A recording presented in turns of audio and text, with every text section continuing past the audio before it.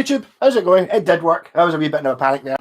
I've got a new system set up, which my pal David gave me a laptop, a desktop, no, what's it called? A workstation PC, which should be much better than using a laptop for doing these things. But I've got 2 cameras set up, so I wasn't sure whether it was going to be that camera or not. So, yeah, I'm going to play the guitar for a wee bit first. There's somebody in. Hello, I've got a bottle of Bucky there, which I've not started drinking, so I'm going to wait until some people mention it. I'm not starting. I better have it somewhere that's visible, so it gets mentioned. Yeah.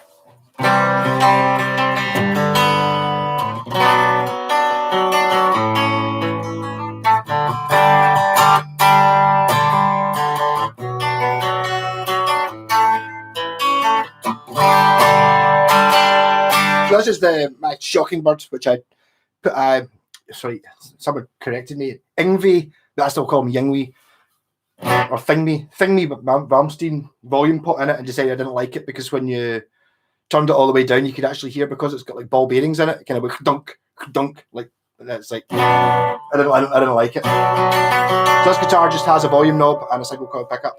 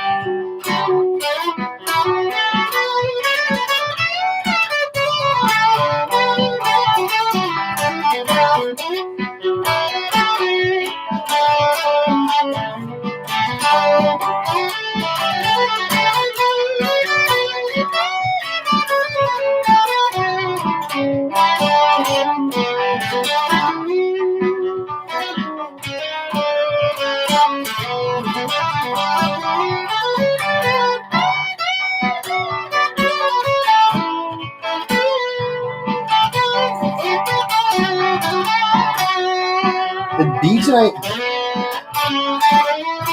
Everything 2 frets up.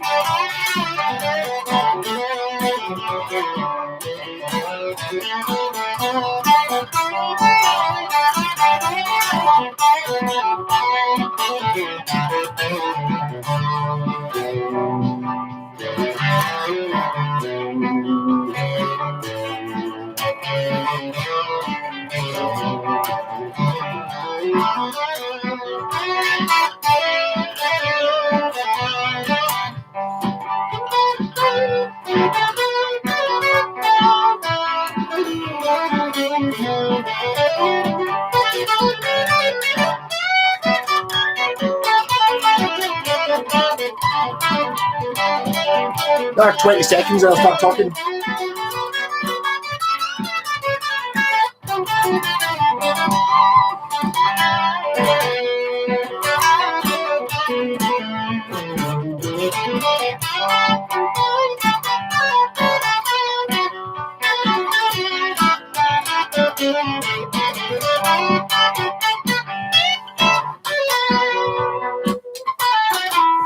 Yeah, so hello, 5 people.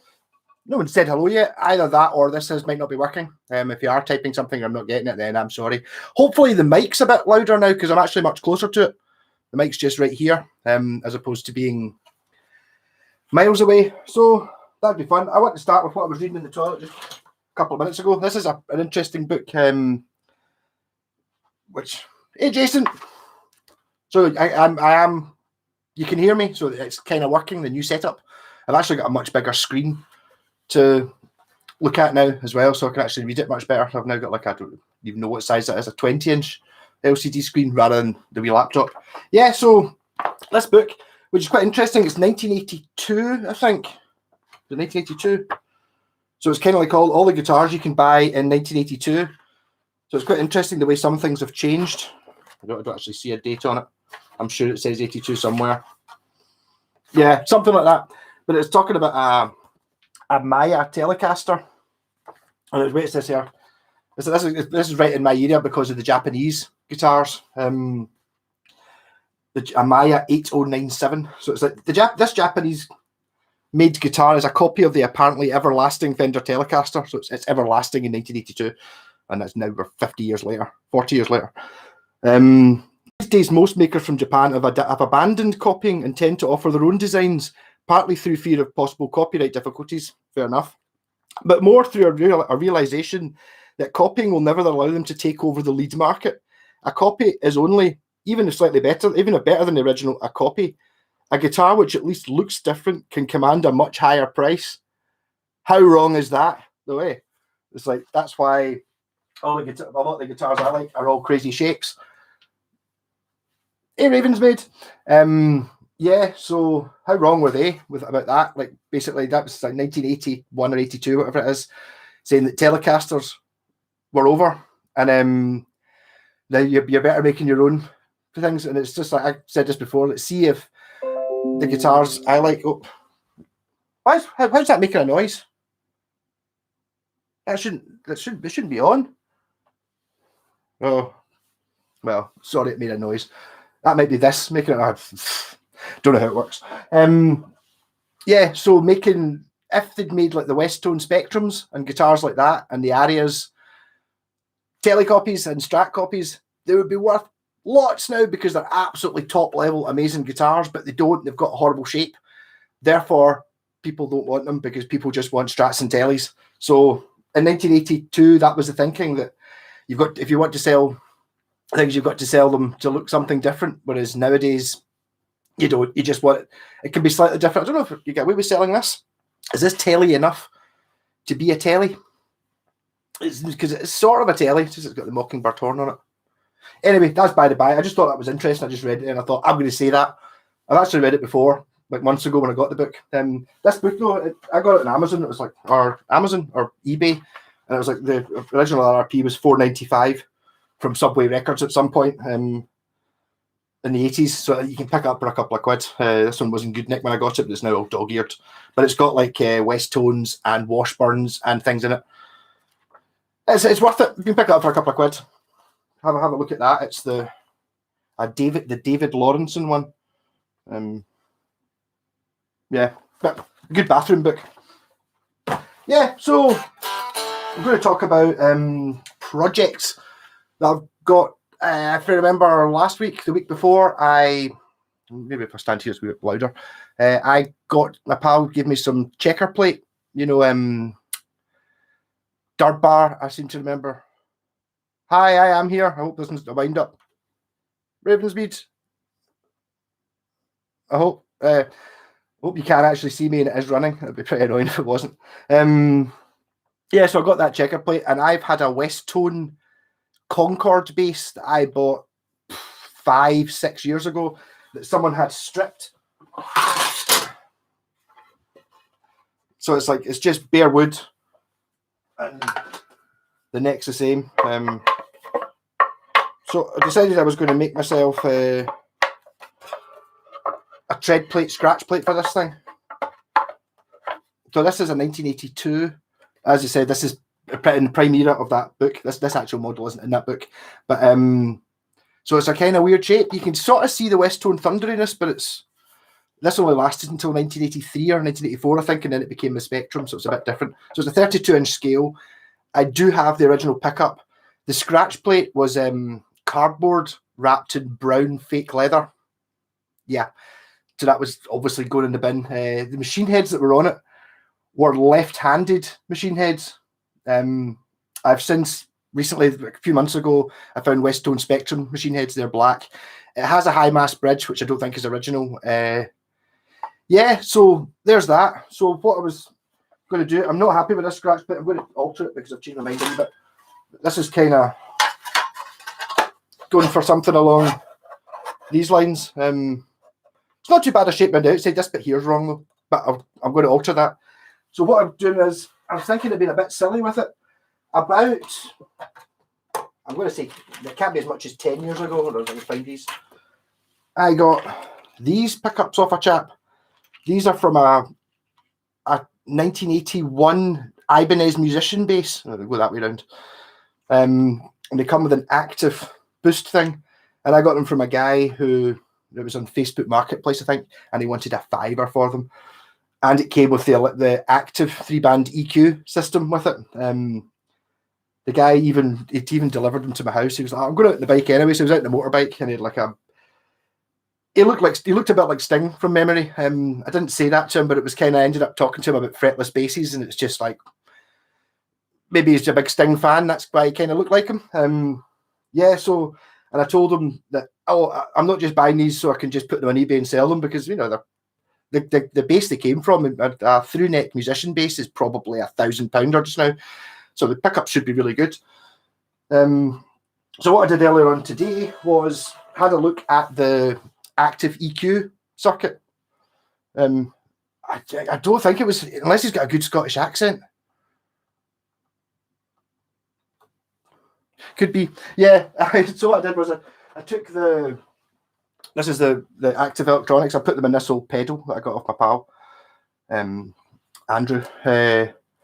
So I kind of, just to make sure it worked, or whether it was actually worthwhile using it, because obviously there's not an awful lot of room in this bass. So if you look at this bass, I'm talking about keeping the original P bass pickup, putting the neck pickup there and the bridge pickup here, and then having 3 knobs down here, as well as at least a volume and some way of turning on and off the 3 pickups, and a jack socket.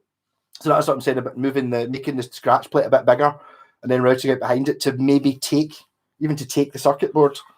But it's kind of connected up. I wanted to make sure it worked before I went and routed holes in the guitar. What I'm going to do though is I'm going to try and stick the guitar through it, because I think this is the same active circuit that was in whatever the active guitar of the era was. So it might be the sort of thing that's quite interesting on this. I'm going to stick the bass through it to try it out. But so all it's really got is a bass, middle, and treble. So that's as you can see, I tried to make the left-hand side in, and then I made a mistake. So I wrote in and out on a bit of tape on it. So the output of this goes into the amp, and I hope that didn't just pull it off. No, sounding good.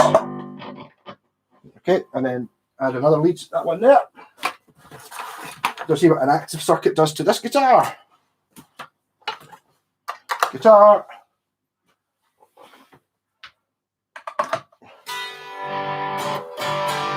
off the distortion. Seems to have lowered the volume a fair whack. So there we go. Not on, so got a bass boost.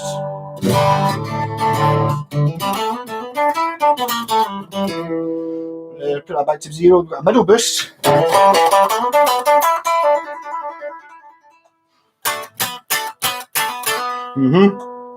treble boost.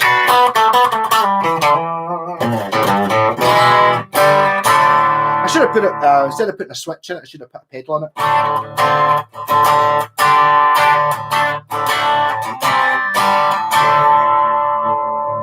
All boost.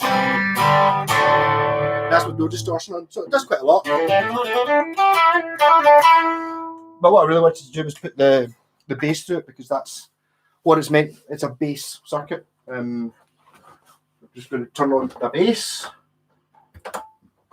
That amp, all I need to do is swap over that lead, which is the guitar, stomp on that, and then find the bass lead, which is this one.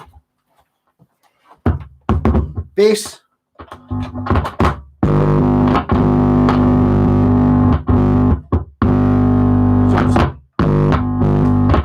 Not the best jack socket, that one I put in there. It was just one I found in my parts box. Use my bass, stick it in, and now I managed to get it wrapped around that stand. Incidentally, thanks to Cameron, who gave me this pretty cool stand. Fender stand. I was like, this morning, or basically, I think it might have been actually just early this afternoon. I was still in bed since this guy, my new pal, just lives up the road. So I've got an old Fender stand. Do you want it? So it doesn't have room for it. It's like, yep. So he basically just left it on my doorstep. But it's so it's a guitar stand, but it folds flat. So it's like, that's well going to the studio with me. It's a great thing. So it'll fit in your gig bag, weighs nothing. Great little toy. So I will use that. Thank you very much, Cameron. Oh, get people talking. Well, I've never noticed that sword guitar in the corner. Hey, Wayne. How's it going? I was telling Civet about your shop earlier on today. And Beckman, actually, Beckman didn't know you had a shop. Right, so is it on? Yeah, so that's it.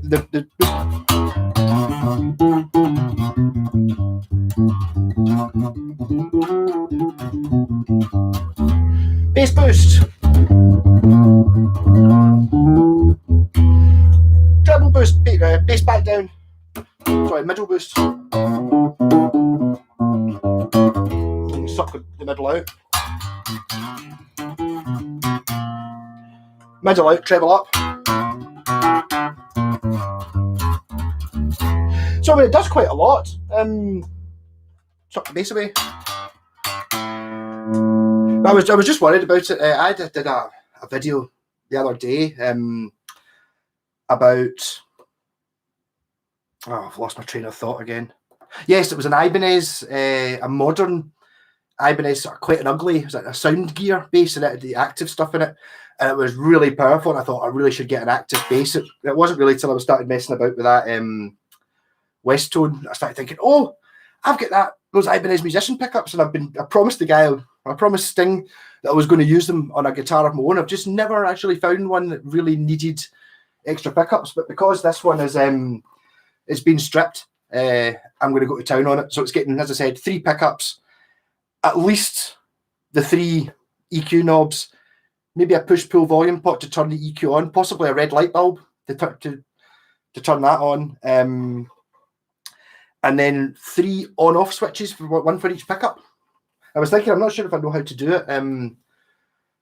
Make them like a 3-way toggle switches, so in the middle they're off, and if you pull them up, they're on in parallel, and if you push them down, they're down in series. They're on in series, so that might make some interesting sounds. And then I'm going to paint the bridge and the tuners are black, so the body's going yellow, the scratch plate's going black.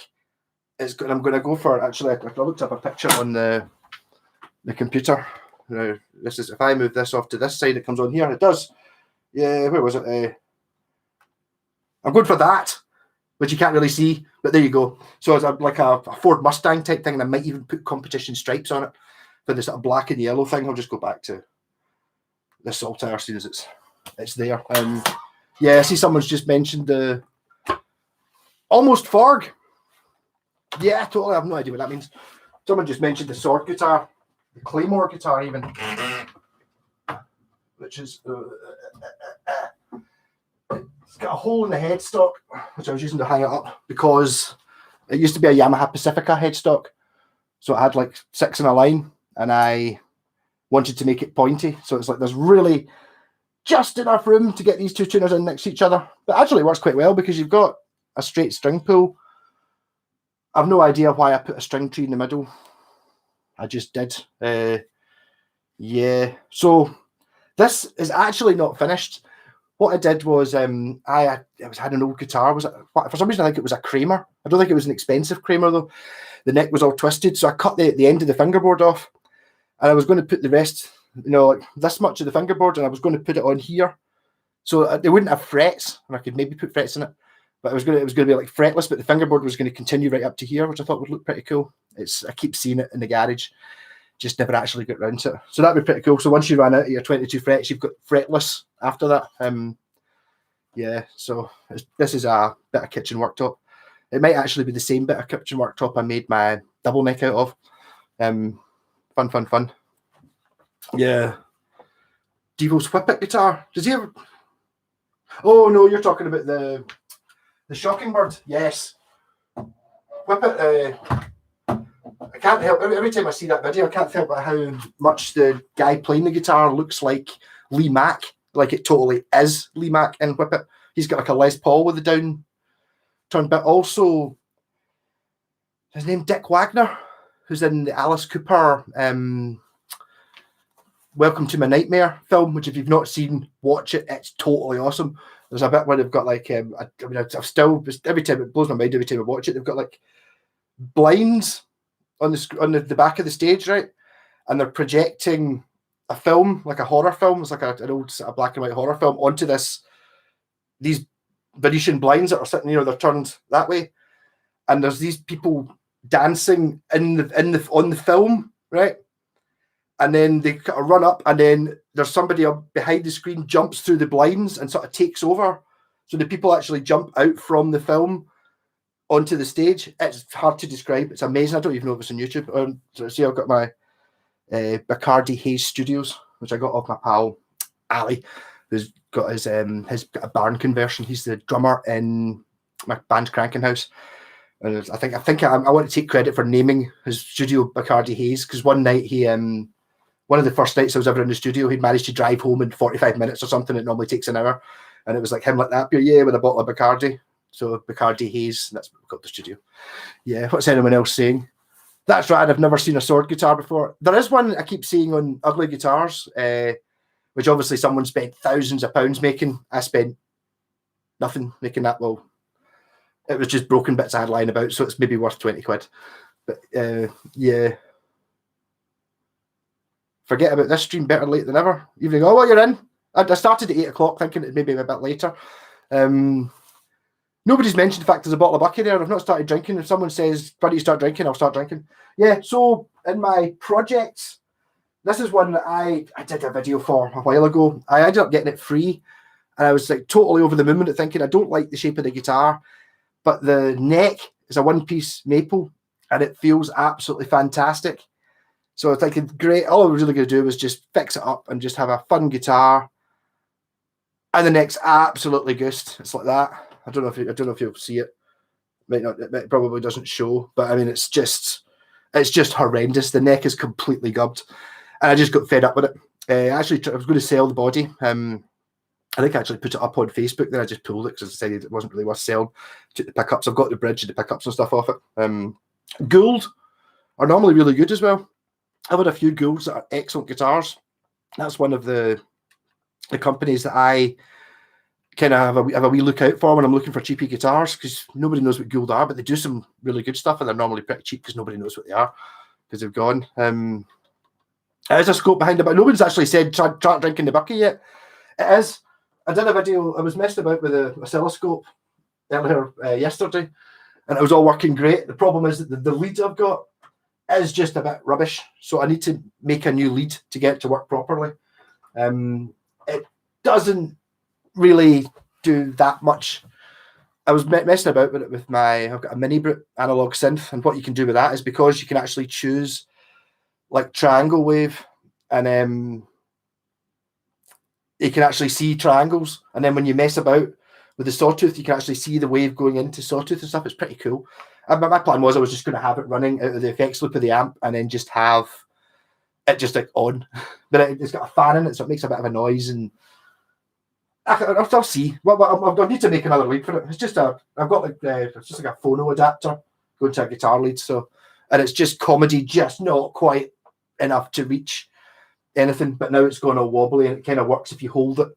So I need to get in there and clean it.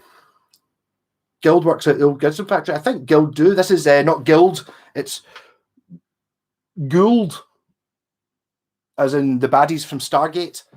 So these were about I think they were around about 10 years ago. You got Gould guitars, and they did. I had a Les Paul that was excellent. My pal Jerry has a Telecaster, which he's got, was it a Mexican? I think he's got a Mexican Telecaster, and his first telly was a turquoise Gould one, and after I'd fixed up his Mexican one, he's like, "I'll see if you can make the Gould one work." And what he'd done is he'd put a telly bridge on it, but the thing is, there's two different sizes of telly bridge.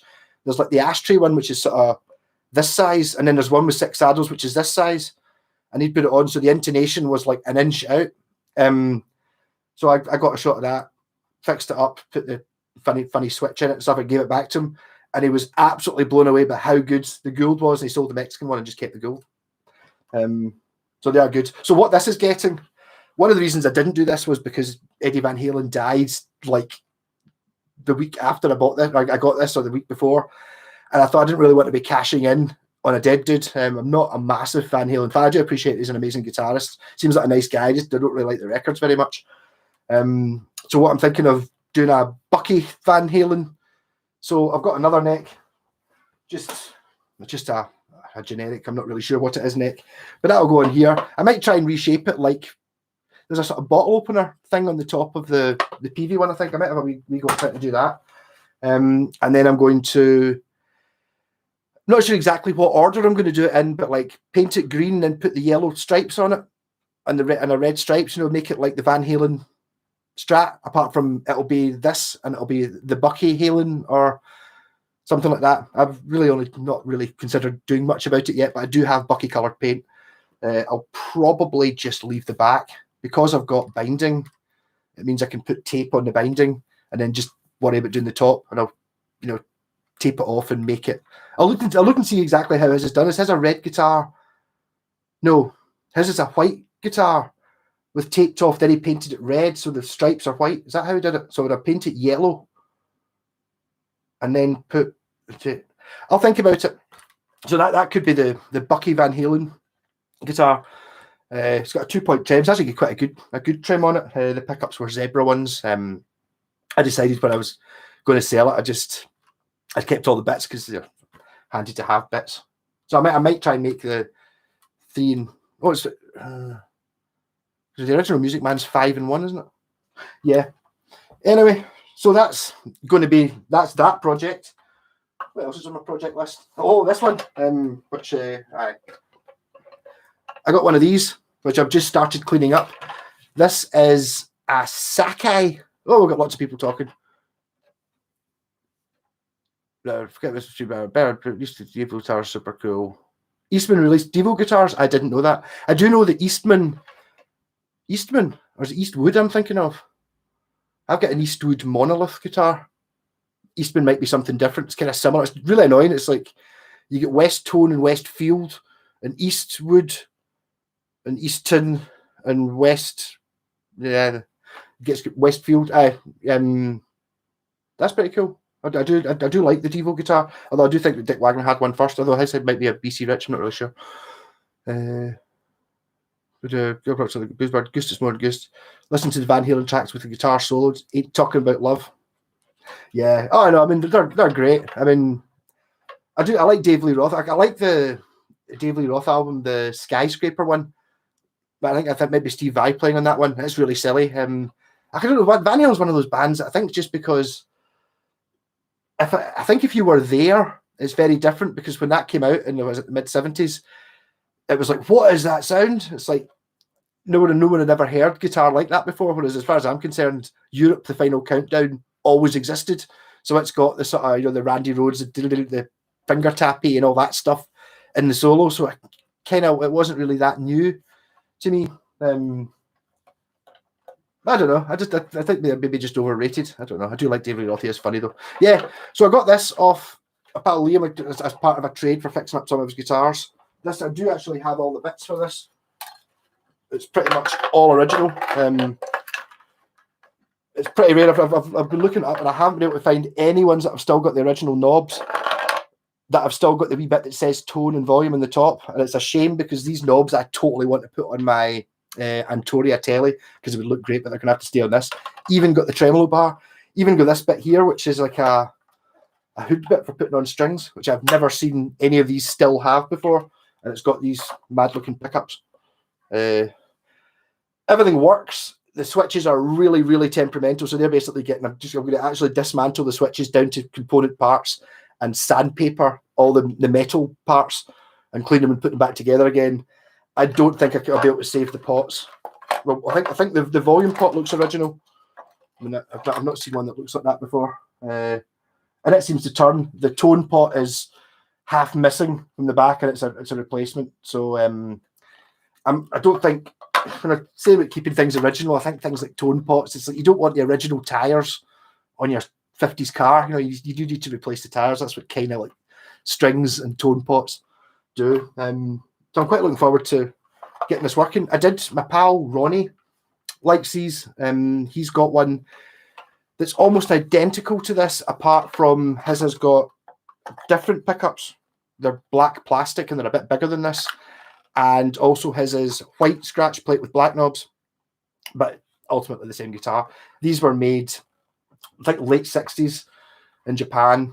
And I don't really like these wee, like I call them quirky guitars, because they're a bit, you know, shit. So, well, you know, I'm sure Jack White would like them. But actually, it's kind of like a Mosrite. I did a video with my pal, Ronnie's one. The switches had been, that's how I know to take these switches to bits and fix them. His switches had been bypassed because they didn't work. They just get old. So I'm looking forward to doing that. I actually looked them up on, well, when you look things up on Reverb, I don't know, maybe it's different in other parts of the world, but I mean, here, if I buy a new guitar and it's like I pick it up for, you know, 100 quid, 200 quid, you go, oh, I wonder how much it's worth. And you go to Reverb and there it is for $1,000. You're like, yay. I don't think they actually sell for $1,000. I think Reverb is full of people who tell their wives or whatever, or tell their husbands or whatever, that they're going to sell their guitars. It's like, oh, I'm going to put something up for sale. So they put them up for sale at 3 times, 5 times what they're worth, thinking that, oh, well, if somebody offered me that money for it, I would sell it, but it means I can keep it, but I can say it's for sale. I think that's the way it works. Nothing wrong with that. Well, not really. Just be honest and say, no, I don't want to sell it. But I mean, it's like one of those things. I mean, all the guitars you see on the wall here, none of them are for sale, but the right amount of money they are. If you offer me twice what I think it's worth, then it's getting sold to you. And to be honest, it doesn't. Even doing that with a lot of the guitars I've got, they're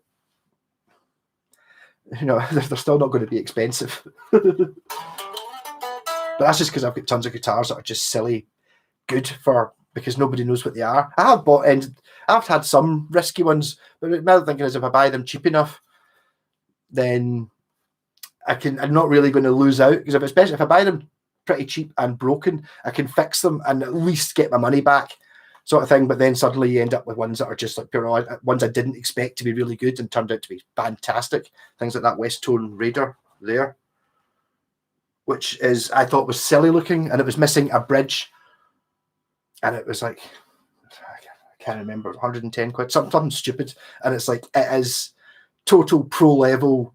I'd put it up against any guitar at $1,000 you could buy now.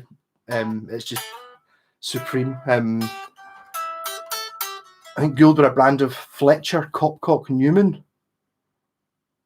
I have the Eagle LP and Stombird Reverse Firebird. Right, yes, they did do, maybe that sounds like Gould.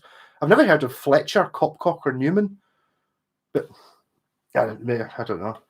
This guitar looks like a Tesco. Yes, but I think I think it's a Sakai, but you can get it with lots of different badges on it.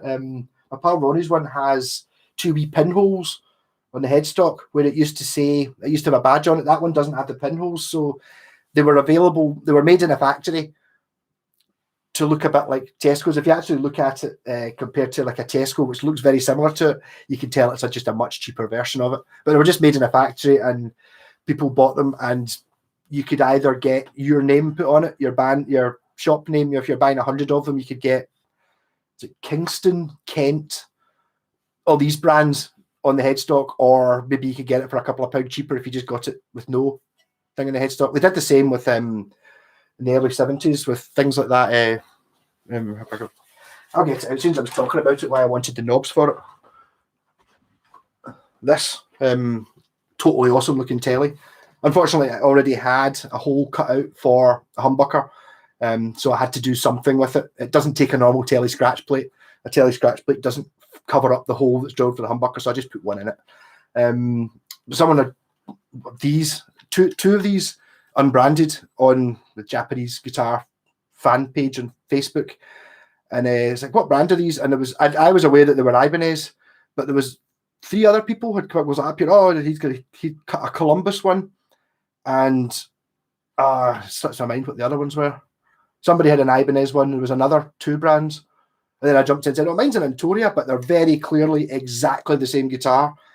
This exact colour, you know, jack output on the top, a sort of slightly strange shaped bridge. It's kind of wide. But and the metal truss rod cover, identical guitar, and there's at least 4 people on that page that day that had one exactly the same with a different brand on it.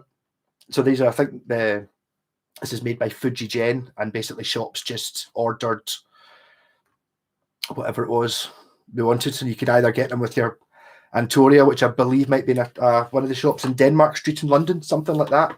I know Rose Morris were like that, Shaftesbury are like that. You know, they didn't actually make guitars. The problem with these things is, especially with like the Rose Morris, just because they bought the Telecasters from Fujigen, you go, and this is as good as any telly, pretty much. It doesn't mean that the Les Paul that they had out the next year, which might have cost a quarter as much to buy new, doesn't mean it's good, because it could have been made out of plywood in a rubbishy factory with exactly the same logo on it, but there's no, apart from the fact that the same person bought it and got their logo put on it, there's no commonality. You know, it's not the same factory or the same quality in any ways. Well, nobody's mentioned it yet, but I'm going to take a wee swig of Bucky anyway, just because it's Sunday night and I feel like it. So, cheers, everyone.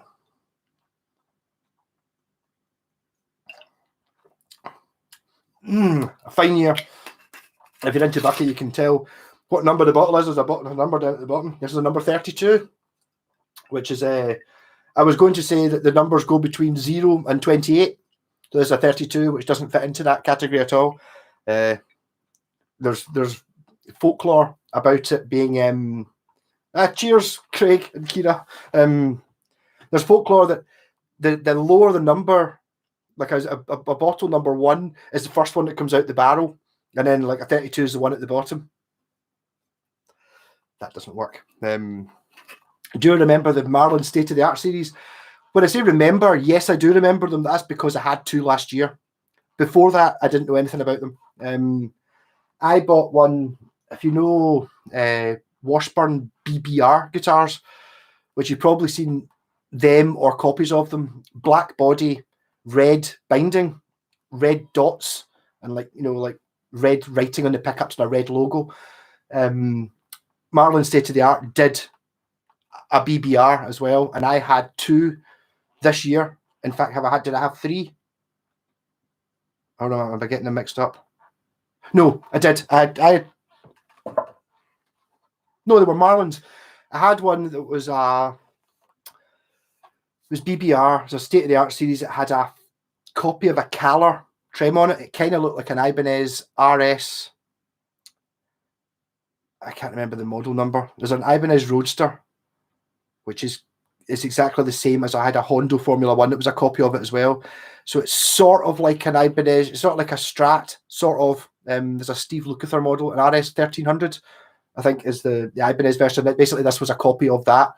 It was flat top, 2 humbuckers, and it had a fake Caller in it, like a cheapy Caller.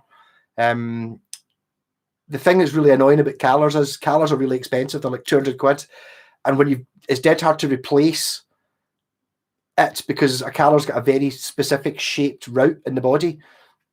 So it's not like, like a Strat one, you can just put a Floyd Rose in, or you can put a Strat, that on a Caller, you've got like a big hole that you've really got to fill. So what I did with the Caller was I basically put screws through it and welded it so it didn't move, just so I didn't have to change the bridge on it.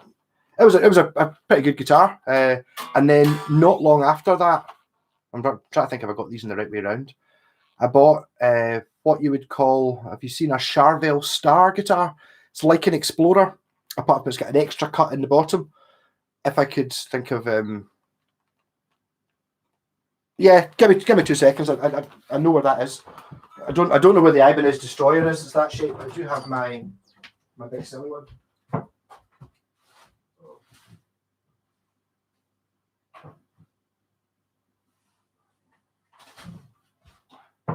Oh, doesn't have a strap on it.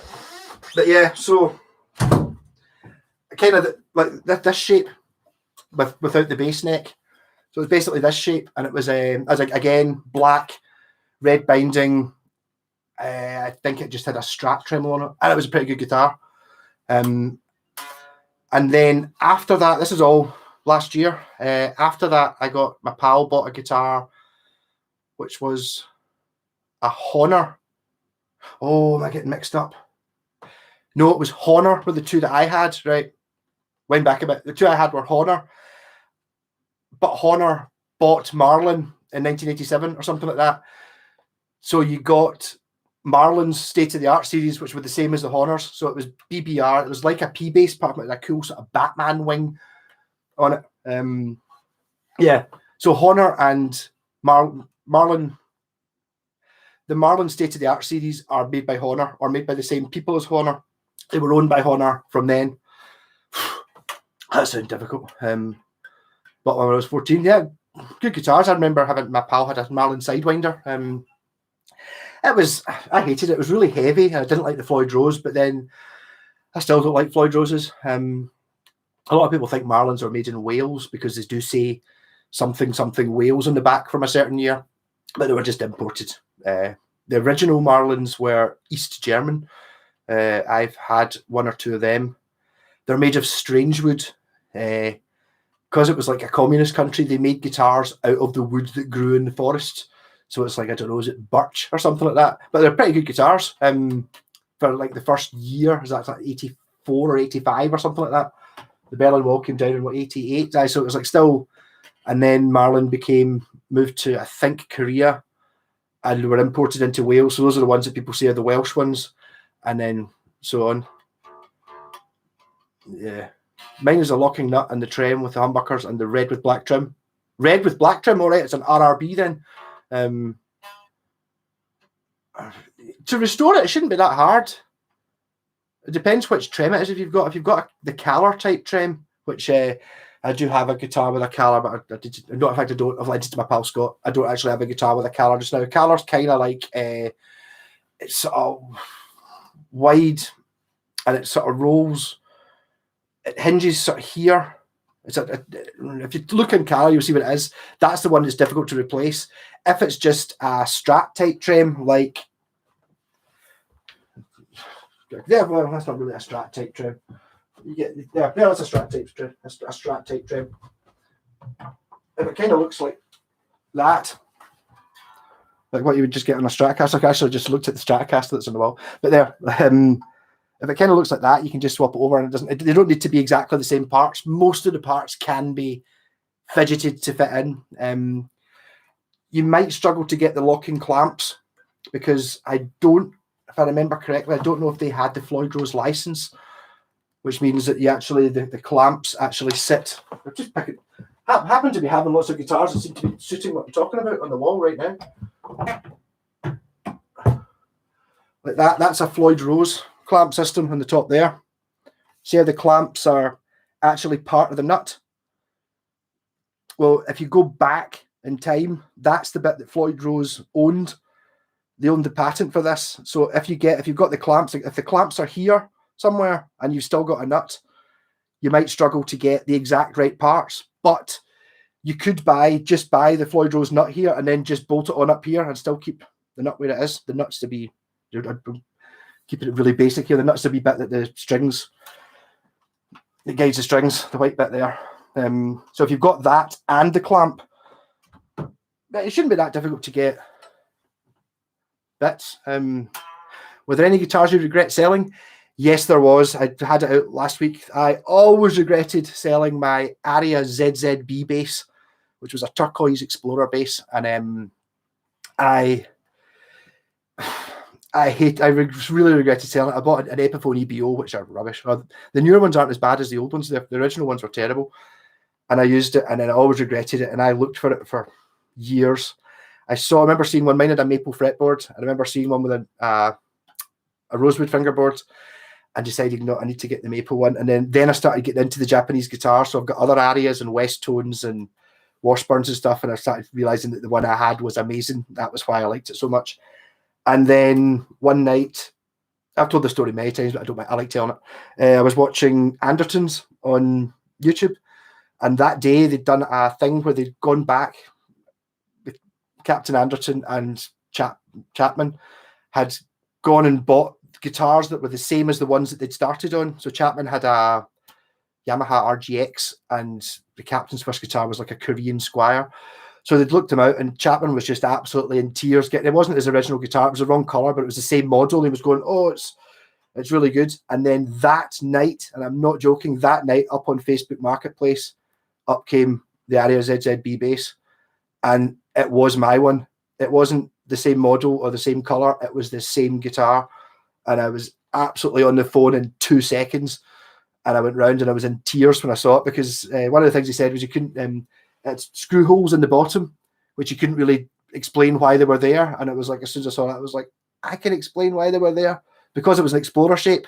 You could lean it against the wall, so I'd put like a sort of bike stand thing on it, so I could lean it against the wall in the studio. So it was my guitar. So I got it back. So that's the one I regret selling.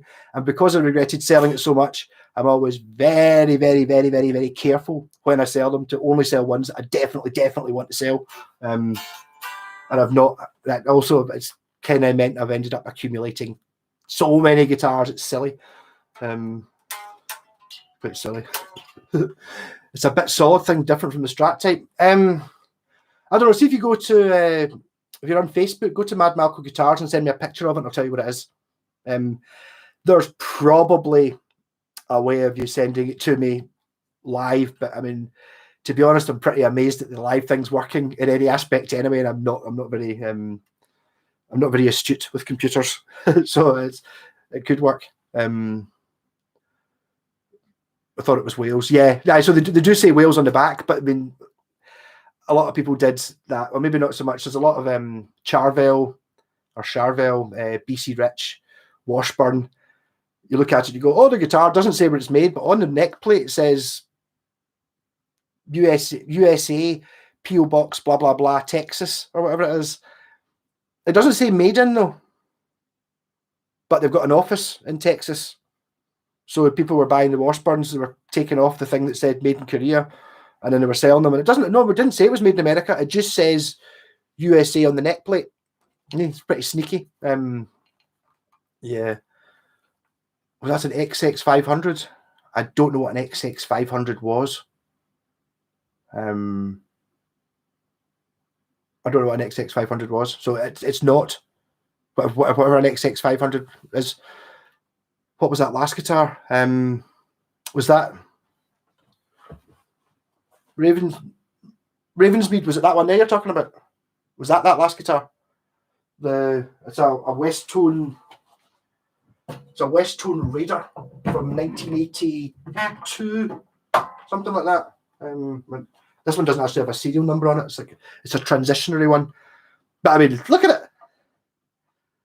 It's awesome. I've never seen that headstock on any other guitar apart from this model of this type. There's actually, I very nearly bought a bass. It was on eBay the week before, for 240 quid, and it was basically this, but a bass. And if it had been a different color, because for this year only, it came in this sort of sparkle glitter finish. This is the boring one. This is, as you can see, silver and grey. And being silver, it changes color depending on what time of day it is. So sometimes it looks green, sometimes it looks gold, sometimes it looks blue. Kind of looks blue just now. Depends what the light is. But the other colors that came in were gold and orange sparkle, and yellow and turquoise blue sparkle. And if the bass had been either one of them, I would probably have bought it. £250 is kind of my limit of what I would spend on a guitar. But there is a 2 pickup version as well. So I don't think I would buy another 1 pickup guitar in a different color. But if it was a 2 pickup one and it was a different color, that might be enough to make me go, well. And then if it's the bass one and a different color, maybe I'd go for it. Yeah. I've been after a Hondo 2 Les Paul. A friend was teaching how to play about 84 and had one in the wood with the line down. I'm sure I saw you do a video with one. I think I know the one you mean. I can't remember what the actual model number is. The Hondo are like Ibanez are now, so you get it's just like an H720 or something. It doesn't have a cool name. It's not a Raider. It's just like an H700 or H720. Yeah, they are Samick made guitars. you can pick them up for not that much. So they're Samick Korea. Basically, think about an Epiphone Les Paul, like a desirable one from the 90s. Basically, it's that, apart from its Hondo. It's not. It kind of looks like it's neck through. You know, it's like it's got the stripes in the front, and you look on the back, it's actually just a bolt-on neck like this. But whereas obviously some guitars, the stripes go all the way up, and that's why they're there. I've got a couple of Washburns that are like that. They're good. I would say definitely worthwhile hunting out that particular Hondo. That one, yes. Other Hondo, not so much. One of the worst guitars I ever had was a Hondo Les Paul, because I played that one and I thought, oh, that's really good. And this thing I bought was hideous. The fretboard was made of plywood. Like the neck was plywood on its end, and the fretboard was plywood on its front. It kind of looked roughly like a Les Paul, apart from it had a sort of Les Paul shaped scratch plate, but it was fixed onto the body like the way it is on a Strat, and that's where the routing was. And the pickups looked like humbuckers, but they weren't. The bridge was like made of the stuff that, remember Matchbox cars, Corgi cars? It was made of that sort of pot metal, like a wraparound thing. The tuners were guff. Basically, it was unupgradable because there wasn't anything on it that was worth keeping. So basically, I cleaned it, made it play as well as I could, and then sold it for like with a disclaimer saying this is not a good guitar, but it's, you know, it's kind of got a bit. It's quirky, as I put it. So just watch out for that one. If you want to be really smart with Hondo, for 2 years, this is Hondo in the 70s were Korean, and they made cheap rubbish guitars like that one I was just talking about. And then in 1980, they contracted Matsumoku and Tokai in Japan to make two models of guitar. The Matsumoku made one that was kind of like, they did make a roughly Les Paul shaped one, and one that's like a double cut Les Paul and a double cut Les Paul bass. And that might be the one you're talking about. The one where it looks like it's neck through. Because that's my pal Andy's. My pal Craig has the one that's more like a Les Paul, but it's got the stripes on it. So Andy's one is made in Matsumoku, which is the same factory that made these. So what Hondo did was they basically hired them for a year to make guitars. They were called Professional on the headstock. You can tell those ones. And then they maybe went round for a wee visit to the factory. So as soon as you're making our guitars, can we see how you're making them? Mm-hmm. And then you wrote down what they were doing. And then after that, so after 1981, Hondo guitars are really good because they'd seen how to do it well and just copied it. And Hondo were owned by Samick, and Samick made something like a third of all the guitars in the world made in the 90s. They made so many companies. They even put stuff out in their own brand. I don't know if they still exist, but they made all the Epiphone Les Pauls and SGs, and I don't know if they made Fenders. Yeah. Hondo 2. Hondo 2, Hondo 1. It doesn't really matter. They became Hondo 1. Or they just became Hondo. The Japanese bass I've got is 1981. So in 1981, they changed to just have like an H logo. Doesn't actually say Hondo, but 6 months before, they did say Hondo 2. So I think they're all Hondo 2. Right, where are we going? Thought it was an Ibanez XV500. No, I don't really know what an XV500 is. Is that, no, that'll be the X series. They probably do have one that looks kind of similar, but if it was, this is quite early for being this shape. This is 1982, and normally you're talking about the ridiculously pointy shapes didn't really come out until a bit later. They're a wee bit ahead of their time. We're Hondo with this one. Are any of the West Tone semi-acoustics any good? The Rainbows, I believe they're absolutely amazing. I've never played one, and they're totally priced out my range. If I ever saw one for a couple £100, I would snap it up immediately. They're meant to be absolutely fantastic, but they're like £700-800, and I'm not spending £700 or £800 on a guitar. Hey Scott, I mentioned you earlier on. We're talking about Calers. I know you're a massive Caler fan. There's Scott there, and the only guitar I've got with a Caler on it is, you've got it just now. He's not a Caler fan. I don't really understand Calers. My first guitar had a plastic fretboard. Well, depends how. Yeah, I've got a plastic Strat through next door. which is the only piece of wood on it. It's the fingerboard. The neck's like carbon fiber or something. Well, the neck is carbon fiber because if you polish it up, it kind of looks like carbon fiber, and the body, it's made of fiber tech or something like that, but it just feels like plastic, full of foam. Sounds all right. Just sounds like a Strat. Yeah, my first guitar plastic board. The wooden one's SG and Les Paul time. I think you said your mates were playing.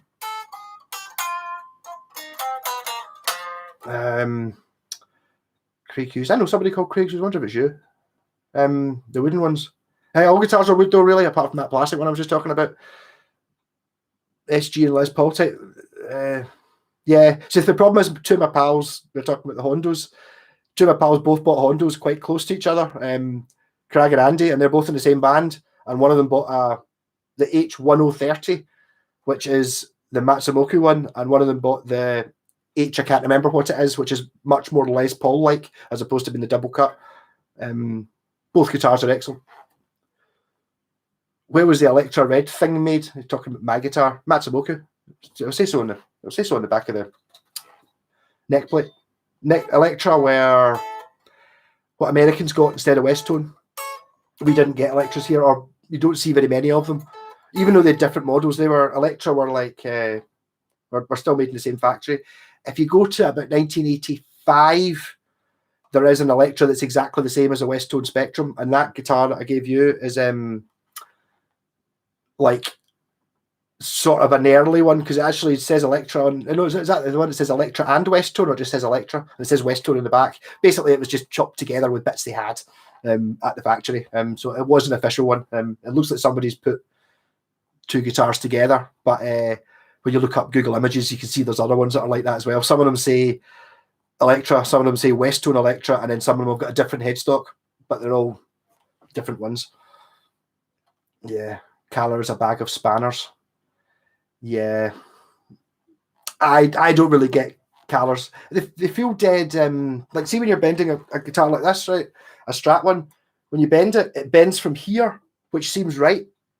But a Caller, the arm goes to here, so you're kind of if you're used to it, it's the same. Let's see if you ever use a Jazz Bass or a Jaguar trem.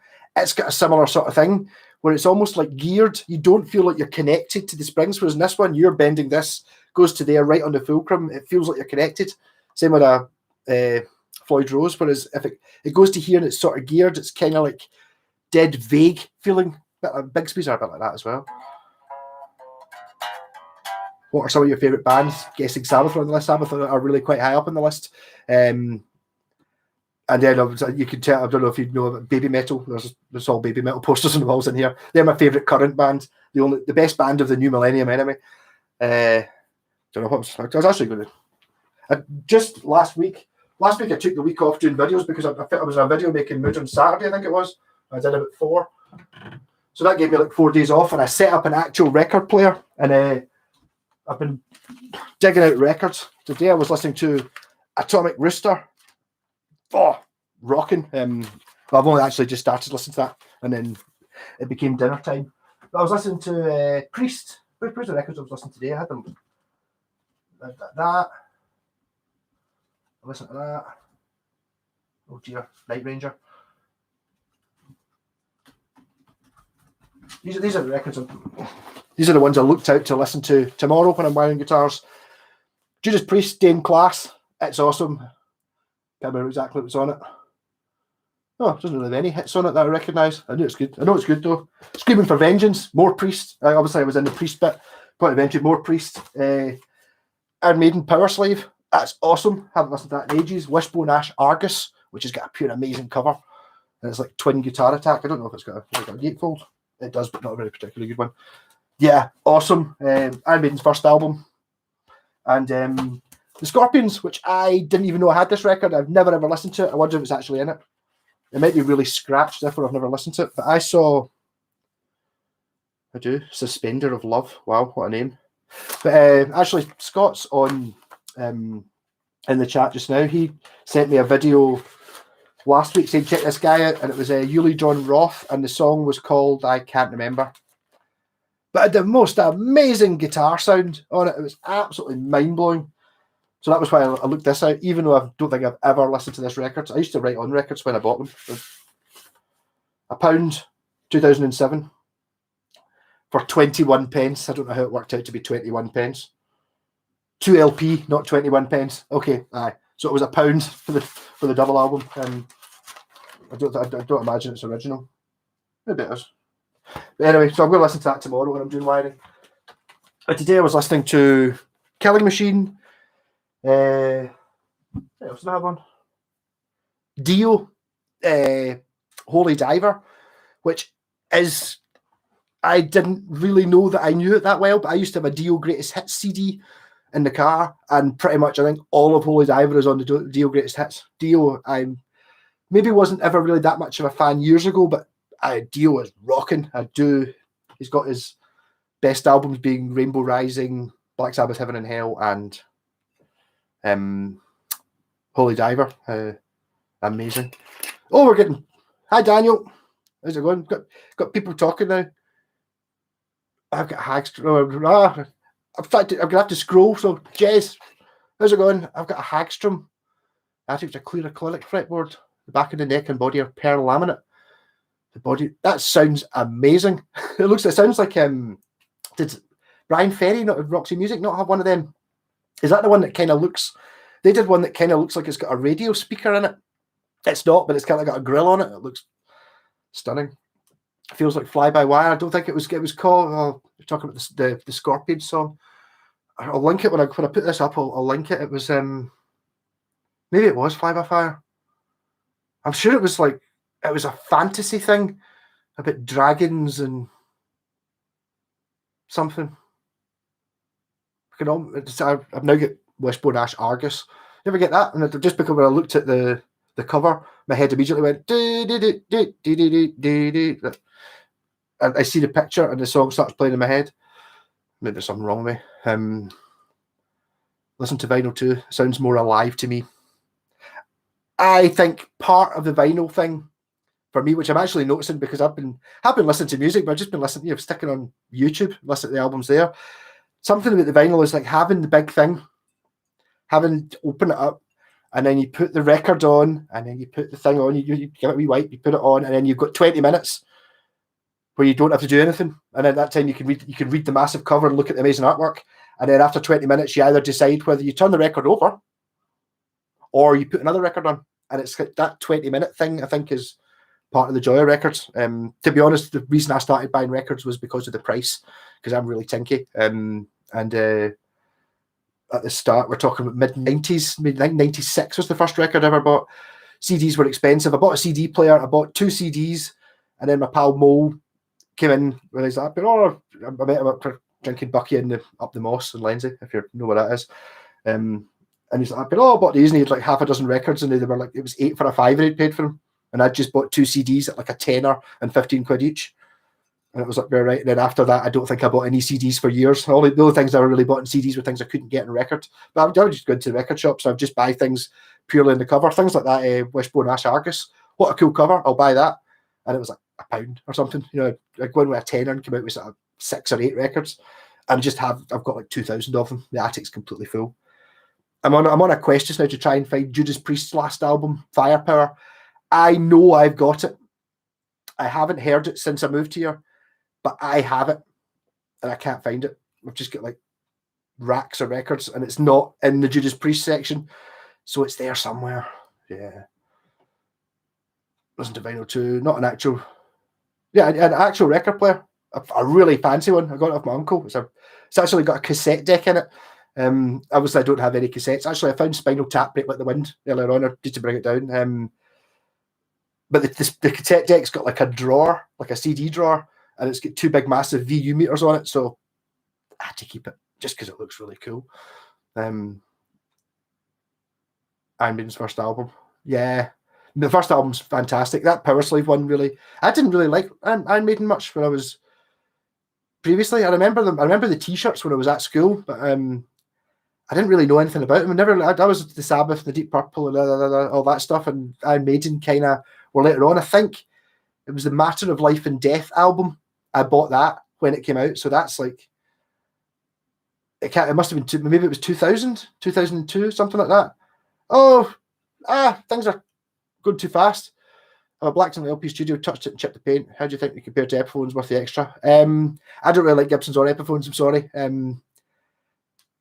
I don't really know. I don't like Les Pauls, so I don't want to judge it. I like the old Japanese stuff. It's better built and much, much cheaper. Yeah, so I'm trying to keep going. The studio's worth more than the Epiphones. I don't know. Holy Diver rocks, yes. Argus the Jewel in the Crown. Yeah, have to be a warrior. Malcofest 2022. Yeah, well, maybe if we're actually get out. Yes, I enjoy the physical access. Nice to have something more than a hard drive to show for your passion. Yeah. Also means you can't lose them, even though I did manage to lose Judas Priest Firepower, which I do have somewhere. We used to hold the tape recorder up to the speakers and press record after the DJ had stopped speaking. I used to have one of my first Rolling Stones tape, which I got off my dad. I don't know how long cassettes have been kicking about, but it was a Rolling Stones greatest hits cassette that was recorded off the TV with like a microphone and a tape deck. It was like the last time. It was like things. But actually thinking about it, I bet it was from some of the lost recordings. You know, the BBC wiped all the black and white footage. I bet you some of the songs that were on that tape probably don't exist anywhere else. I wonder where that is. He called it the Strolling Gnomes, which was actually quite funny. That must have been the 60s. Cassettes must have existed in the 60s. I think it's Hagstrom and April Wine's Electric Jewel.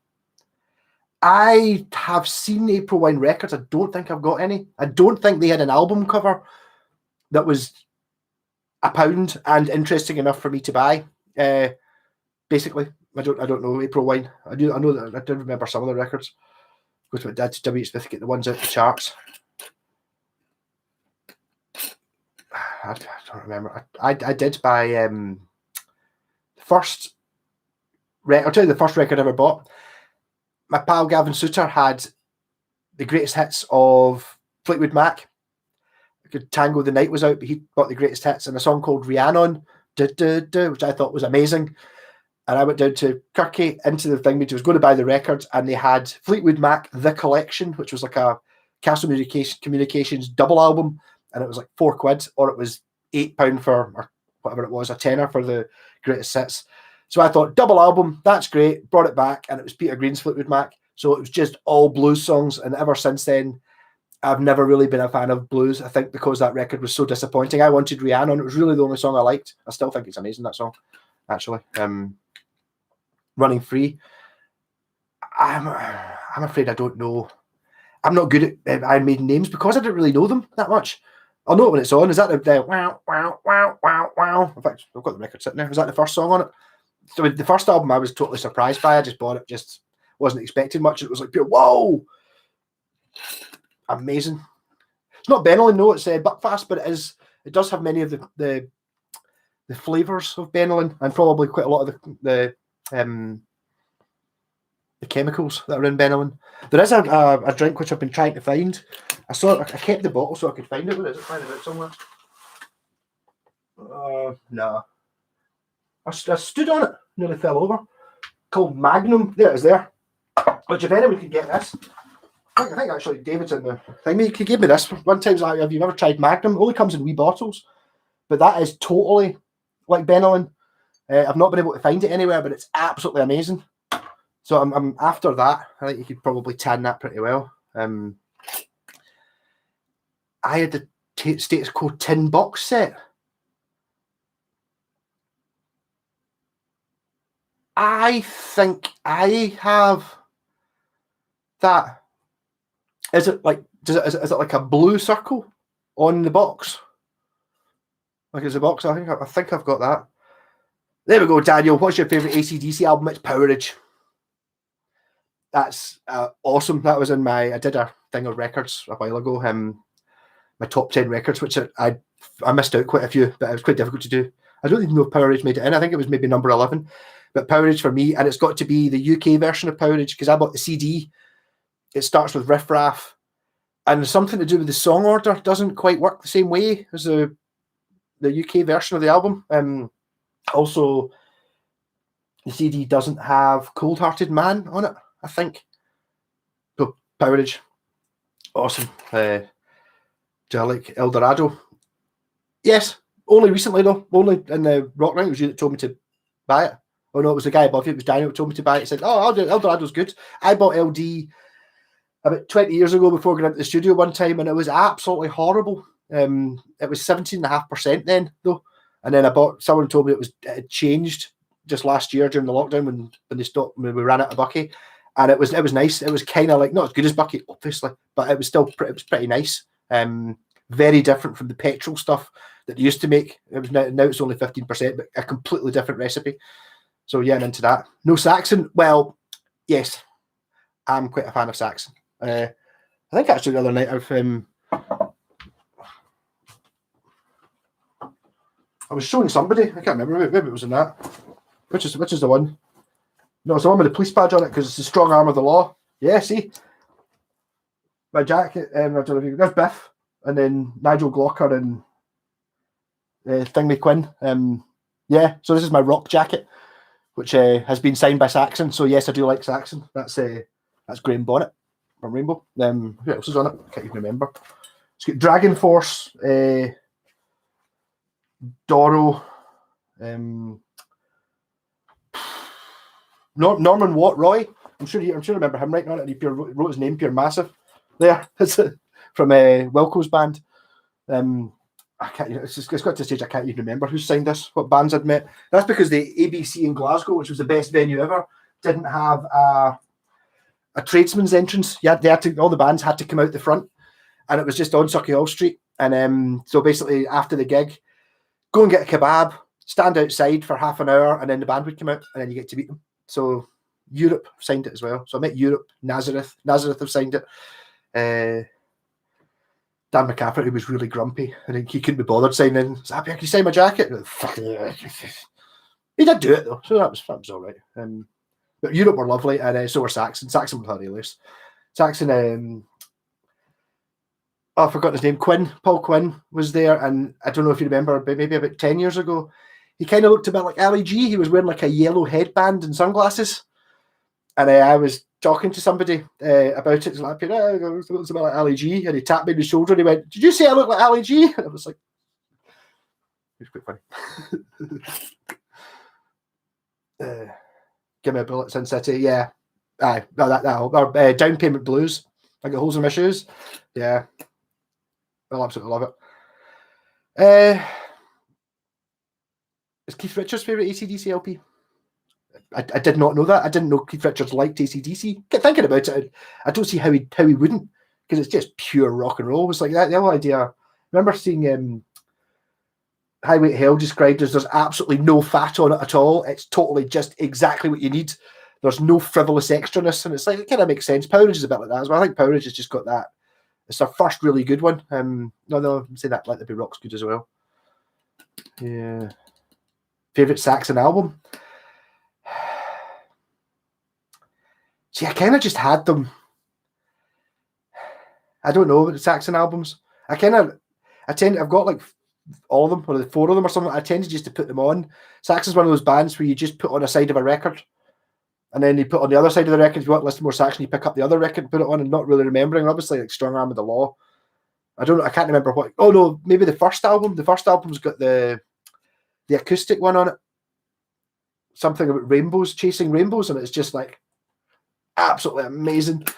Gone Shooting, What's Next to the Moon. Yeah, brilliant. And then there's a song, I don't know if anyone's ever heard it. I've been years since Carry Me Home. You ever heard that song? Won't you carry me home? I think it's from about that era. It's like, it's too late for the taxi, and I can't afford a taxi, and it's too late for the bus. You give me a plastic bag because I'm going to be sick. And it's like, that's a great song. I've never managed to find that on vinyl though. Rhapsody in Blue, can't remember that one. Got Norman's autograph framed on the wall. I've got it on my arm. Got the L7 tampon. Filled up. Nazareth are great. Yeah, okay. They're on stage with Rolling Stones. Yeah. Have you got any recorded work? I did a solo album. I've got like an ADAT multi-tracker. And I did a solo album, but I kind of got it out of my system. So I'm going to start. We started writing music in the Rankin house band. I've done 6 or 7 songs in lockdown just by getting drunk and sending videos to the rest of the band, and it's great. Pat, the singer in the band, likes writing lyrics and stuff, so I could just like write riffs and stuff, and then he just goes and then sings over them. So there should be some recordings coming as soon as we get back, like 6 months after we get back into lockdown. We'll have an album out. I'll put it up here. Amazing fun. Glory Hammer. I think someone sent me a Glory Hammer video a few months ago, and it was glorious. It was so silly. I loved it. I didn't know they were from Dundee. The Dundonians, eh? Wow, maybe like them more. Denim and leather. Yeah, well, they hold us all together. It was you that set the spirit free. My pal Wayne, who was in the chat earlier, I don't think he is anymore, was actually there at Donington when the band, when the 747 went over, when they were playing 747, and then a plane came in to land on the airport, which is right next door, and everyone was like, wow, Saxon managed to get a plane to land while they were playing their song. And it's just like, well, there just happened to be a plane landing while they were playing 747 Strangers in the Night, and they did that song, and the band's played on. You go and see, if you ever get a chance to go and see Saxon, go and see them, because so many songs are just so catchy and unbelievably good on the first listen. You're just like, by the time it gets to the second chorus, you can sing along with it. There's just so many sort of cheesy rock, classic, maybe not great thinking songs, but I mean, just fantastic. I really like The Worst Band I've Ever Seen Live. That's an interesting one. Who's the worst band I've ever seen live? The most disappointing was probably Primal Scream, which was the first gig I was ever at. I don't really know what I was expecting, but I don't really like Primal Scream. I went to see Jethro Tull once, about 20 years ago, in the concert hall in Glasgow. And although I had about 10 Jethro Tull albums at the time, I'd never heard any of the songs they played at the gig. They didn't play any Aqualungs. They played a bit of a medley that had about 30 seconds of Locomotive Breath in it, and that was it. And after that, my pal's stomach started bleeding. He had to go to hospital. He blames Jethro Tull. But they were pretty bad. The Chili Peppers. I saw the Chili Peppers 3 years ago. Well, actually, I went to see Baby Metal were supporting them. I paid £80 for a ticket to go and see the Chili Peppers because Baby Metal were supporting them. And Frusciante wasn't there. And the guy who... Maybe it's just because I'd just seen Baby Metal and they were amazing and everyone was booing them and stuff, not understanding it. And then they came out and this Chili Pepper songs, when they were playing songs I knew, like things like Scarter, it's got the guitar part that goes, ooh, ooh, all that stuff. And then it's just so it's like pure empty. It's got like a single melody line, and then it's got the bass behind it. The guitarist wasn't doing any of that. He was just going chink, chink, chink in every song without playing any of the bits or even approximate bits. And I get really fed up. I think there's actually a video of me standing outside the Hydro ranting. I did drink a bottle of Bucky in the queue before I got in, and I was jumping up and down like 2 feet away from Sue Metal. So it was like I was quite charged up, but I wasn't impressed. They were really bad. So I go to me, Whitesnake, Come and Get It. I've got it. I did go and get it. I can't remember which one Come and Get It is though. My pal's right into what's the Steve Vai one, the one with slow polka music and kittens got claws on it and sailing ships. That Whitesnake were all right, but they weren't all right. His voice wasn't brilliant when I saw them at Download 2 years ago. Maybe just because I'd been drinking all day and it got to the stage of you're kind of like, and I think I only saw about half the set. They weren't really that impressive. I did see them playing with Def Leppard at the SECC, however many years ago it was, and basically we didn't watch Def Leppard. We just stood out the back, smoked fags for Def Leppard, and then went in for Whitesnake. And then I saw Def Leppard again, they were headlining at Download, and I got 2 songs in, and I don't like Def Leppard. I do have their first album, the one with the truck in space, and it doesn't sound like the rest. It's kind of all right. It's quite good. And then after that, they're just pure cheesy, poppy, girly. Yeah, don't like them. Not rock and roll. You got to check out Martin Turner X Wishbone Ash. Check out April Wine's Sign of the Gypsy Queen. Sign of the Gypsy Queen does sound like a good album title. I've not seen Martin Turner. Is he? No. Is he the bass player? And Andy Powell is the now bald, blonde, flying V player. I know that at one point it was about two. There was Martin Turner's Wishbone Ash, which was whoever Martin Turner is, and the drummer. There was like two of them, and then there was actually just Wishbone Ash because the other guy had got the name. Sound good.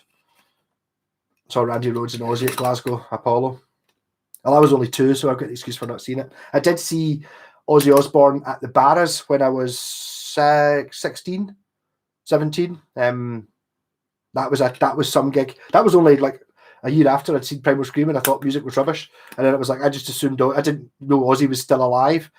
Was I aware he had a solo career? I was aware he had a solo career and maybe had the first album, but I was like, obviously by that point it was a mad Sabbath head. And he went up, and when he turned up in the Barras, went with a girl, and she was there to see Fear Factory, who was the support band. And I didn't get it. I didn't understand them. And basically the place emptied when Ozzy came on because everyone was there to see this Fear Factory band. So and then he started off with Children of the Grave, and I got right against the barrier by the end of the first song. And by that point, it was like pure, who's on bass? Geezer Butler. It was on bass. I was like 3 feet away from him. I absolutely... And he seemed to just play Sabbath songs. I think he played... I remember him playing No More Tears because that was the album before. Because the album I saw was the No More Tours. Nope, it was the Retirement Sucks tour. Yeah, at the Barras. And it was Geezer Butler on bass. And he played tons of Sabbath songs. And I loved it. And I got at least 2 buckets of water in the face from that far away. Because Ozzy came out like that, with a bucket and then poured it on himself. And then came out and went, and then just poured it. And it was just like... Amazing. The Apollo. Heard many stories about the Apollo. Never been there. I think it was knocked down well before my time. Def Leppard impressive as a career. Never really watched much in the past. Same view as you. They stood the test of time though. Well, I don't know. See, I kind of thought they had to be good. I didn't really like to pour some sugar on me. There's a level of cheese I can handle. I like cheesy music, but that's just too cheesy. And there's Alan, pile of white, ball of shit. Yeah, but I tried to go and see them. They were playing at the main stage at Download, and I stayed for a few songs, and it really was just. I didn't enjoy it. I did see the guitarist Vivian Campbell, who was in Dio. He was on first. They were on that day. They were the first on the main stage, and then he was back. He was in a band called The Last in Line, which I think was made of ex-Dio people. I can't remember who they were. They were really good, and he was amazing on the guitar. And then when I knew he was on last, I thought this is going to be not going to enjoy it, but I really that guitarist was amazing. And for Def Leppard, he was standing at the back, just kind of strumming. It was just so me and my pal Wayne. Gave up and said, do you want to go and see Rob Zombie? Don't really know anything about him. He's at the other stage. So we walked over to Rob Zombie and he was amazing. I wish we'd seen Rob Zombie. I don't know any of the songs he played. I think it was John 5 playing the guitar. He was just playing a Telecaster on a fuzz pedal. And he was just absolute. It was amazing. So I need to actually get some Rob Zombie to actually hear some of it. Really good. The best mosh pit I've been in. I did crowd surf at Motorhead at the Barras. The loudest gig anyone could ever go to. I think Manowar were louder, but Motorhead was like, it wasn't a clear sound. It was just like that. Just big 4 Marshall stacks. Went up and crowd surfed. But the best mosh pit, I don't know, be a Baby Metal one probably. Baby Metal down in London last year, the year before, in the mosh pit like that. Lost my wallet. I had cargo shorts on that had zipped pockets, and the zips managed to come undone. Lost my wallet.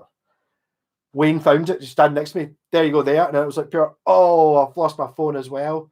And the guy in front of me was like that, pure, right, oh, you lost your phone, hold on, I'll turn the torch on. He was trying to turn the torch on his phone. I was like, pure, why have you got a picture of my girlfriend in your phone? And he was like that, pure, ah. he dropped his phone and then tried to picked up mine, and then he's like, up here, how can you help me find my phone then? And I don't think he did find it. Yeah. Funny stories all the time. Supported Def Leppard. Well, I think you've told me that before. And I think you said they were arseholes as well. I think it can be a pile of white and a pile of white shite. That's the stuff that's been out in the sun for ages. Yeah.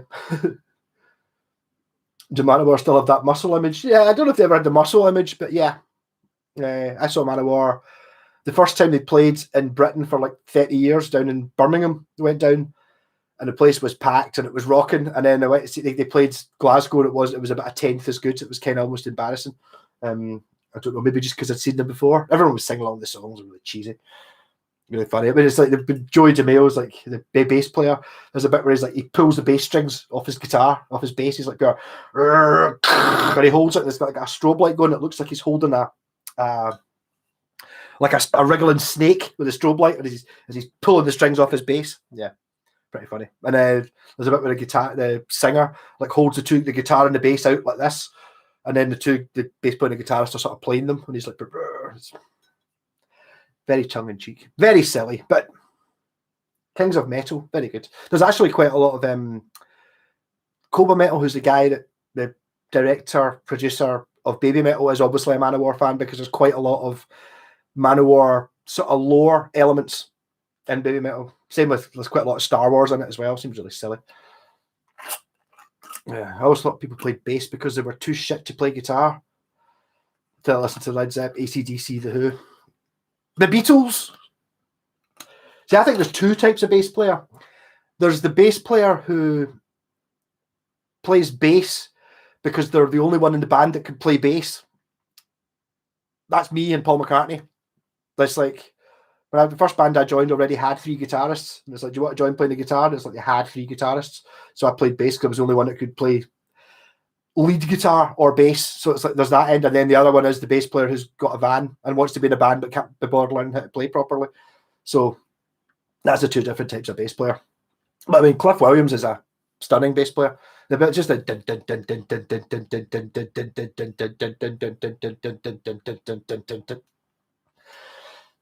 amazing fun.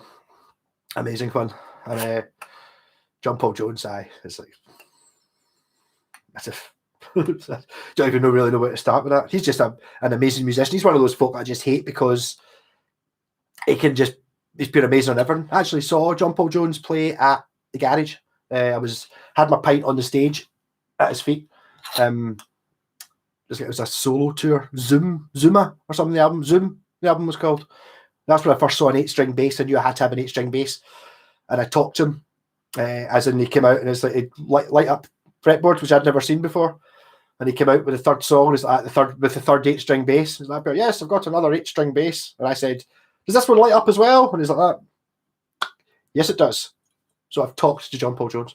And then afterwards, we hung about out the back of the garage and met Hugh Manson, because Hugh Manson, who made the basses, was also teching for the tour. I think the tour was like half a dozen dates in Britain, sort of thing. I don't think it was really a tour. Yeah. Yeah, a good bass player can make all the difference. I am a bass player, even though the first band I'm actually in playing the guitar. Okay, was it well? Okay, the first. I played guitar in a band called G-Rock when my pal came in and played bass. But the one I'm in just now, Cranking, is the first time I've actually played guitar in a proper band, not just my pals sitting about drinking bucky. Played bass in the Sabbath band. Great fun. Actually, wrong about any other YouTubers you like who do guitar-y stuff? Not really, no. I don't know why. I think maybe I'm just jealous. Who's the guy who always got his top off? It's not me. I don't know. Flea in the Red Hot Chili Peppers. He's an amazing bass player. Phil Collin. Yeah, he's built like Bruce Lee. Yeah. And then I see a bit of Gene Collen. Your spell checker's doing grand tonight, Alan. I have heard that Ringo said he's not the best drummer in the world, and then I think John said he's not even the best drummer in the Beatles. But I don't think that was the case. I think Ringo was the cool one. I think without Ringo, the Beatles would just have battered each other to death. I've seen Ringo as well. Saw him at the Armadillo. It was the earliest finish to any gig ever. I don't know whether he was going to the pub afterwards or something like that, but it was like the gig started like pure on the dot at 7 o'clock, and we were outside after it in broad sunshine, kind of going like maybe about 9 or something. You know, like kind of. But what do you want to do tonight? Then we'd kind of gone out to go and see a gig, and it was like 9 o'clock, and we're standing outside in the brilliant sunshine. It was amazing, though. What a thing! We actually got to see some great people as well. It was like talking about Edgar Winter. Edgar Winter was there. There's that pair. Yes. So in 1969, blah blah blah, I had this great idea of why should I be standing at the back playing the synthesizer when I can put a guitar strap on it? And he put it on and stand at the front, and I made rock history. And then he played Frankenstein, and it was the guitarist as well, Derringer. So and Ringo on drums. So kind of you got like when you go and see Ringo, the Ringo All Star Band, you get quite a lot of cool people. So I've seen Frankenstein played by Edgar Winter, the original guitarist, and Ringo playing the drums, rocking. Yeah, Alan, I don't believe your phone. I think you just you're trying to be funny. I think the truth about bass players is they can be good enough to be in a band a lot sooner than guitarists. Yeah, I think there's an awful lot more of just the idea about you get the guy standing at the back who's got a van, who likes the idea of being in a band as well. Yes. I mean, there's that joke which I keep getting told. I've told it a lot, but I've told it a lot. It's like wee kid, dad sends wee kid to bass lessons. Is that you're all right? So you're back from your first lesson. How did you get on? Is we played A today. Is that you're A? And you're all right, cool. Is that the second week comes back? How did you get on this week? Is that we played D? You're all right. So you can do A and D. Oh, great. So the third week. So what you do next week then is lessons are off. Got a gig. Yeah.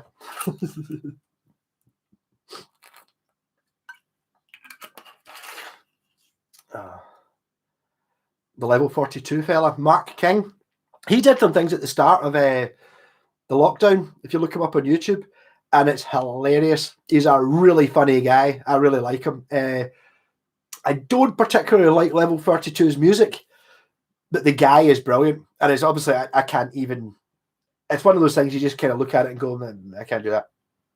Flea, no, maybe not Flea so much, but maybe, I'm trying to think of a guitarist like that. There are guitarists like that where I just don't even attempt to even try and play any of it because you just go, baby metal. I just don't even attempt. I can't, it's so beyond anything I know how to do. I mean, I can, I like playing Sabbath and all that. I can play a little bit of Randy Rhoads and stuff, but yeah. I've completely forgotten what we're talking about. The Buckies start to kick in. Well, the level 42 guy, I don't know. But he did, if you look up his lockdown videos, he's got like a studio. I think it's him and his wife. And they do some songs and he's got like a big, he's wearing like a big spangly jacket and he's just all smiles with sunglasses. And it's like, his bass is hilarious, which I always like. That's one of the reasons I like Paul Gilbert as well. It's not just good. Because I think Steve Vai's really good and Joe Satriani's really good. Paul Gilbert's always funny. I don't mean in the way he talks. He puts it's funny music. He puts the bit in a funny place and it's sort of silly. Mark King kind of does that as well. He puts it in as like, how ridiculous is this? And it just works really, really well. Really enjoyed it. Maybe the bourbon. I have seen Toya and Robert Fripp. I saw them before Toya decided to wear the super skin tight top. And it's like, I was trying to look at that pair. Jesus, there's a pair of boobs on the screen. And I noticed after that, their subscriptions went from 100,000 views to 600,000 views. Right. So they've kind of got their market. It's quite funny. You can kind of see, it's quite funny watching Robert Fripp, one of the most accomplished guitarists in the world, playing like Nirvana and stuff. Kind of like trying to keep it simple. It's quite funny. One of the first ones I saw was they were doing the Swan Lake Ballet out in their back garden, and it's like she's got her tutu on, and then out comes Robert Fripp. Also, he's wearing a suit, but he's got a tutu on top of it. And you're just like, they're just having a laugh. They're obviously just bored and going a little bit insane, but all the fair play to them. Great fun. Guy Pratt. Poor guy. Having that as a second name. I used to know a guy called Colin Pratt, and he was just. He said when he was at school, they used to read out the register at the start of the day, so it'd be like Smith, Anderson, and I got to him and he would go Colin, rather than having to say Pratt, because obviously what a poor guy. I don't. The only reason I don't like Guy Pratt is I don't like Pink Floyd Pulse, because the first time I ever really heard any Pink Floyd was when Pulse was kicking about, and to me I didn't get it at all. It wasn't until a couple of years after that I saw the Pompeii video, and I was like, oh, what? This isn't that Pink Floyd thing with the 30 seconds with no sound. Pompeii pure blew my mind, and then I got Medal and all that, and it's like for that. So Pink Floyd massive. I still don't like Pulse.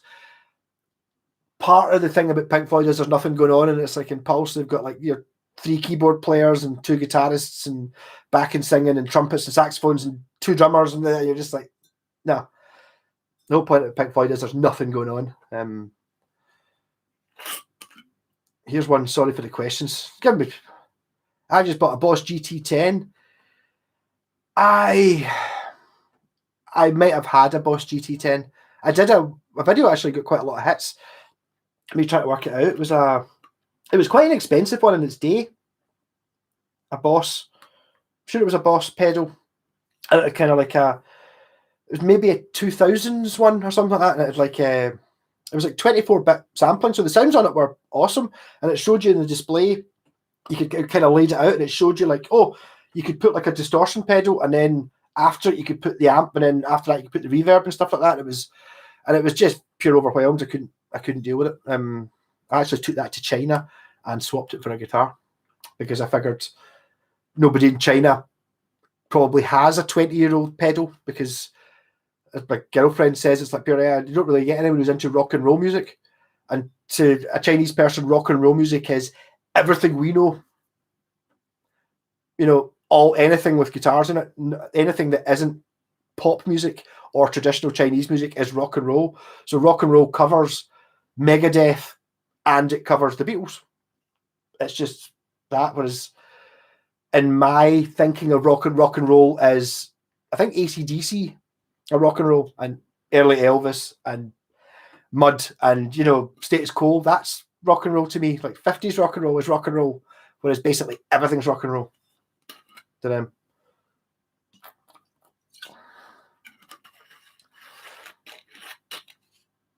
How was I Love Rock and Roll with the Nips on you? It could be. Have you met Chris Peacock? No idea who that is.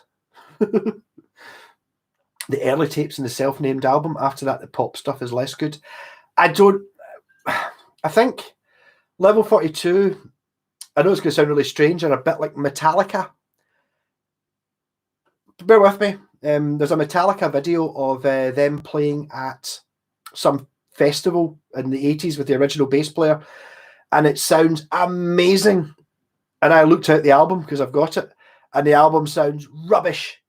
It's pure digital, horrible mix, whereas live they could do it. I think Level 42 suffer a bit from that as well. If you see them live on Jules Holland or Top of the Pops or something like that, but proper live, they sound good, but when they're in the studio, they just paint it with 80s-ness, and it gets bad. Yeah. What's the going rate? Wing series have gone up. They've gone up. I can't really tell you how much I paid for mine, but I reckon they're all worth twice what I paid for them these days. Luckily, I've got a pal in Denmark, and over there, they don't seem to know what they are. Washburn seems to be one of the guitars that kind of fell through the net as such, because I was talking about, he was looking for money. I was like, what do you do? But I do and buy, if you buy like Squires and stuff like that for 30 or 40 quid, ones with bits missing that need set up, you can, a Squire that doesn't work is worth 30, 40 quid. One that plays really well is worth 80 quid. So it's worth £100 if you paint it Buckfast colours and make it play really well. And he was like, you don't get guitars like that here. You don't get cheap guitars. The cheapest ones you can get are £100 and they're rubbish. I was like, all right. And he managed to find me a my Hawk, and I paid very little for the Hawk. I had to send it from Denmark. It took him nearly a year to send it. And then he found me my Vulture in Denmark, and it took him 2 years to send it. But I did eventually get it. The wings are the best. The Falcon, the Rosewood one, I think is the prettiest guitar ever made. It's got its issues. So you don't have really great high fret access. The balancing is a little bit, it wants to be horizontal. It doesn't want to sit like that. What's my most expensive guitar? Had it out last week, and the last one, it's when I say expensive, what's the most I've ever paid for a guitar? Is my Schecter P Bass, which is now, I don't know why that's making a noise when I've got the volume turned down. So I've done it twice since I started. Yeah, it's a Schecter P Bass, which I don't know. I hate to think what it's worth. I stopped looking at Schecters when I was looking at them 10, 15 years ago. They were thousands of pounds. I mean, this is like early on. It's like a 56 P Bass copy, so it's got like a Telecaster head, the anodized scratch plate. The body is made of cocobolo, bird's eye maple, one-piece neck. It's pure ridiculous. But that was expensive. That was before I realised you could get good cheap guitars. And then after that, the second most expensive is that. Because I always wanted a real Gibson SG before I realised you could get cheap guitars. And then after that is my Schecter Telecaster, which I only went to look at because it was exactly the same colour as the Schecter P-Bass. And then after that, we're now down at, I paid $335 for the Schecter Tele because the guy was selling it to buy a 335 and it was a £300 starting bid. So I waited for 1 second to go and typed in 335 and I got it for 335. So someone else must have bid 334.50 or something. I don't know, or maybe whatever it was, 33 something. Whatever. So I was obviously meant to have that guitar, and then it wasn't. And then a few years after that, I bought a Hondo Prince type Telecaster for 40 quid in cash converters, 30 quid in cash converters.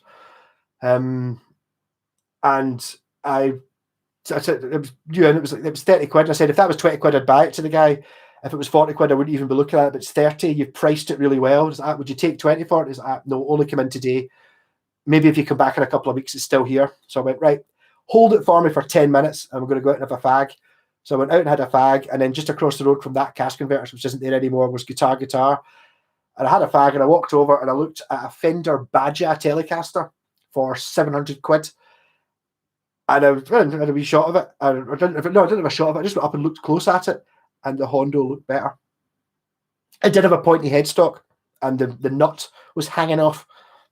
But there was, when you go and look at a £700 guitar, and then you go back and look at one that's 30 quid, you go, I can't not buy it for 30 quid. So that was my first foray into realising that to get a really good guitar, you don't have to buy like a high-end Epiphone, a high-end Squire, or something you've heard of. You just need a good guitar. These guitars are, you can get amazing guitars for nothing because nobody knows what they are or likes them. Equally, sometimes you can buy, sometimes they're terrible.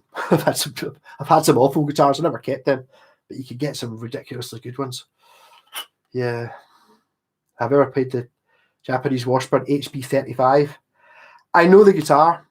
I've never played one. No, I don't like 335s. I've had a few. Actually, one of my pals who was on here earlier on, I don't know if he's still here, was talking. I used to have a Saltire Aria one, like a modern or 2000s one. And it's just something about the semi-acoustic thing I don't get.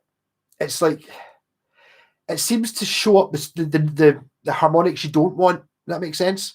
You know, so you're playing an acoustic, you can drung, and it's like, yeah, you get all the sound. And then when you're playing the semi, it seems to, the sound that comes off the guitar, it seems to give you more the buzzes and stuff rather than the actual sound. There's something about them I don't like. But I run a guitar page, Washburn Guitars, the Golden Era. You should check out. And Billy Rankin just joined a couple of weeks ago. He was in Nazareth. I know him from rock. He was a rock radio DJ back when rock radio worked a few years ago. And he had tartan Washburn HB 35s. And he'd left them in a storage unit in California in 1985 or something like that. And then he fell out with his management, didn't pay the bill, so he lost them. So he's on the hunt for his actual tartan painted HP 35s. But I mean, I'd be tempted to buy one. The way you can tell the original one is this is not the right bridge. This is a harmonic lock bridge. If you imagine this, but not tremolo, it's got a bridge like that, but it's solid, not a tremolo. If you can find one of them, that's your Mackie belt, and I bet you it's absolutely amazing. Even though it is, as someone says there, like playing a cigar box, not my thing. I've been on for nearly 2 hours. Right, so this has worked quite well. I kind of ran out of things to demonstrate about an hour ago, but people keep asking things, so that's awesome. So if, and I've been fair tanking the bucky. I should have turned the heating up before I started. I'm standing up, I'm now sweating. So big shout out to all, thanks to everyone. Thanks to Craig Hughes, whoever you are, for asking me questions, and Alan and Jess and Ben Brooks. So I think that maybe his first one was what was my most expensive guitar. Continuing with the most expensive guitars, after the two Schecters and that Gibson, we're into the Washburn Wings, the Hawk, no, the Falcon and the Eagle. Although the Eagle was actually pretty cheap because I got that plastic Tokai free with it.